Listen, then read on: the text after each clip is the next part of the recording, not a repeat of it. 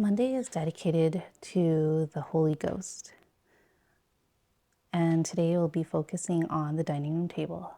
So here's a prayer to the Holy Ghost. O sanctifier of our souls, thou spirit of love and truth, we adore thee as the principle of our eternal happiness. We thank thee as the dispenser of all heavenly favors, and we invoke thee as the source of that light and strength, by which alone we can know what is good and be enabled to practice it. Enlighten our understandings, fortify our wills, purify our hearts, regulate our movements, and make us attentive to all thy inspirations. Pardon us, thou Spirit of grace and mercy. Pardon us our constant infidelities and the shameful insensibility with which we have so often resisted the most touching impulses of grace. We are at length resolved to be no longer rebellious to it, but to obey it with such docility that we may taste those fruits and enjoy those beatitudes which thy sacred gifts can produce in our souls.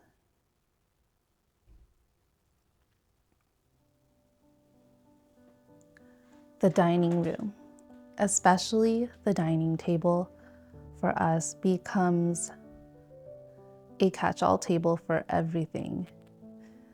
And I think in our case, we don't really use it very often for eating because we still fit at the kitchen table. So this table doesn't really get as much use for eating. But what does happen is it tends to be the place where everything is placed that doesn't have a home. And I know there's a rule of everything has a place and everything back in its place. We haven't gotten yet there, especially since my husband and I both come from family backgrounds where our parents collect a lot of things and not get rid of them. So that is still a work in progress for us. But what I wanted to focus today is to just spend around 15 minutes or so to tidy up and declutter the dining table.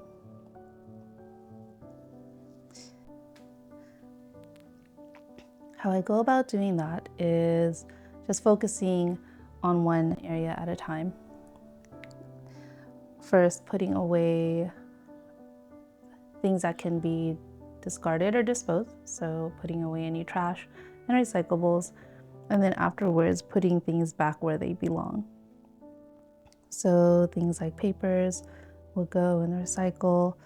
This extra storage bin would go back to where all the other storage bins for the kids' things go. And tearing down boxes and putting them away in the recycling bin. This just so happened after a time when we came back from vacation and then we're really busy with Chinese New Year. And on top of that, we had a lot of OCIA events for church. So we were back to back busy with things. And we hadn't even finished with putting away our luggage and packing that we had done from our trip. When things like that happen, I remember I would used to get really upset and frustrated over it. So it's really just keeping focused, keeping on track with focusing on one area, discarding and putting things back, and just doing your best. Even if it's just 15 minutes, 15 minutes, you can get a lot of it done. Lastly, I couldn't get around to putting away all of the Catholic books. We have a lot of Catholic books that are lying around.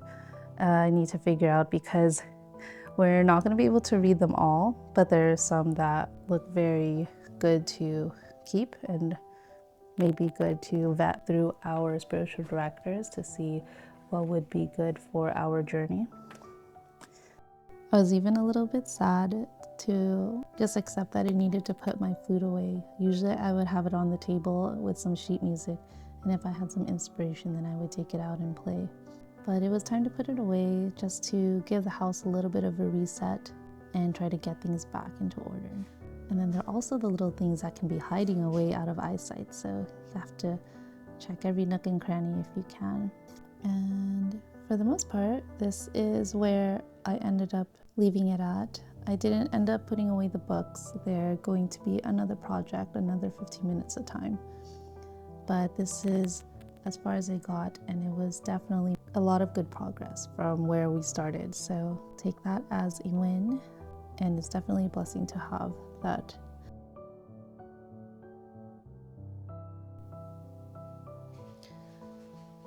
Thank you for taking the time and spending it with me. I hope you have a nice rest of your day. God bless you.